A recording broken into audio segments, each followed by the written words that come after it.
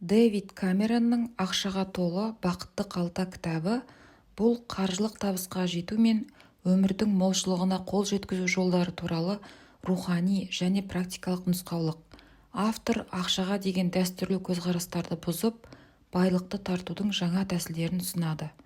Бұл кітап тек қаржы туралы емес, сонымен қатар өмірдегі молшылықты қабылдау, рухани өсу және сананы өзгерту туралы. Кітаптың негізгі мазмұны ақша мен молшылыққа көзқарасты өзгерту. Кітаптың негізгі идеясы ақша мен байлық біздің ойларымыз бен сезімдеріміздің нәтижесі. Егер сіз ақшаға деген теріс көзқарастарыңызды өзгертсеңіз, оны өз өміріңізге тарту оңай болады. Маңызды тұжырымдар. Ақша бұл энергия. Ол сіздің ойларыңыз бен сенімдеріңізге жауап береді. Егер сіз ақшаға тек жетіспеушілік тұрғысынан қарасаңыз, ол сізге жоламайды. Ал егер оны молшылық пен еркіндік ретінде қабылдасаңыз, ол сізге келе бастайды.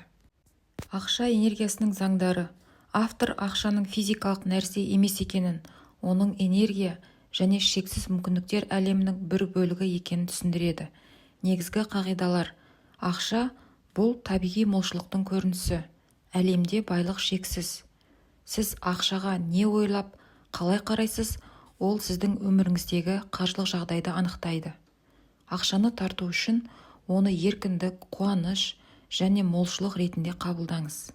Байлықты тартудың негізгі қағидалары. Ойдың күші. Сіздің ойларыңыз шындықтың негізі. Ақша туралы позитивті ойлау және молшылықты сезіну маңызды. Ризашылық. Алғысы бар адам байлыққа жақындайды. Бар нәрсеңіз үшін алғыс айту жаңа мүмкіндіктерді ашудың негізгі жолы. Қиялды пайдалану. Армандау шындыққа апаратын қадам. Өзіңізді байлыққа ие адам ретінде елестетіңіз. Сенім. Сіз ақшаға лайық екеніңізге сеніңіз. Ешқашан мен кедеймін, немесе маған бұйырмайды деп ойламаңыз. Ақша туралы негативті сенімдерден арылу. Көп адамдарда бала кезден бастап ақшаға қатысты теріс сенімдер қалыптасқан. Мысалы, ақша зұлымдық, бай болу дұрыс емес, мен байлыққа лайық емеспін. Кеңес. Бұл сенімдерді өзгерту үшін олардың жалған екенін түсініп, жаңа позитивті ойларды қалыптастыру керек. Мысалы, ақша бұл мүмкіндік, мен молшылыққа лайықпын. Байлықты тарту техникасы. Қиял және визуализация. Өзіңізді молшылықта өмір сүріп жатқанда елестетіңіз. Жеке сәттілікке сезініп, оны өзіңізбен байланыстырыңыз. Алғыс практикасы. Күн сайын өміріңіздегі барлық жақсы нәрсе үшін алғыс айтыңыз. Бұл сізге позитивті энергияны арттыруға көмектеседі. Ақша энергиясын еркін жіберу.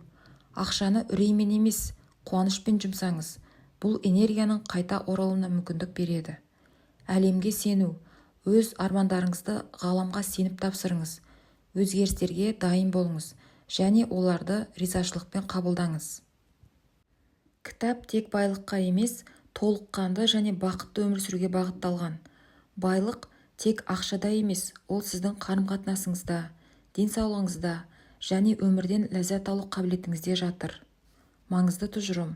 Егер сіз молшылықты әр салада қабылдай білсеңіз, ақша сізге табиғи түрде тартылады. Кітаптың негізгі сабақтары. Бірінші, ақша бұл құрал. Оны қуанышпен қабылдап, ақылмен жұмсаңыз. Екінші, молшылықтың шексіз екенін түсініңіз. Әлемде барлығы жеткілікті, тек оны қалай тартуды білу керек. Үшінші, өз құндылығыңызды мойындаңыз. Сіз кез келген байлыққа лайықсыз. Төртінші, әлемнің ағынымен жүріңіз. Табиғи өзгерістерге қарсылық көрсетпеңіз. Мүмкіндіктерді пайдаланыңыз. Қорытынды. Бұл кітап қаржыға деген көзқарасты өзгертіп, молшылық пен байлыққа жетудің рухани және практикалық жолдарын үйрететін нұсқаулық.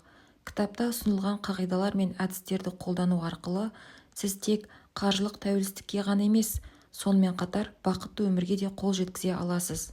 Негізгі ой, байлық сіздің сыртқы жағдайларыңызда емес, ішкі сенімдеріңізде. Егер сіз өзіңіз молшылыққа лайық деп қабылдап, оған позитивті оймен қарайтын болсаңыз, ақша сізге табиғи түрде келеді. Есіңізде болсын, сіз не ойласаңыз, сол сіздің өміріңізге келеді. Қаржылық тәуелсіздік пен молшылық жолында осы қағидаларды өмірде қолданып көріңіз.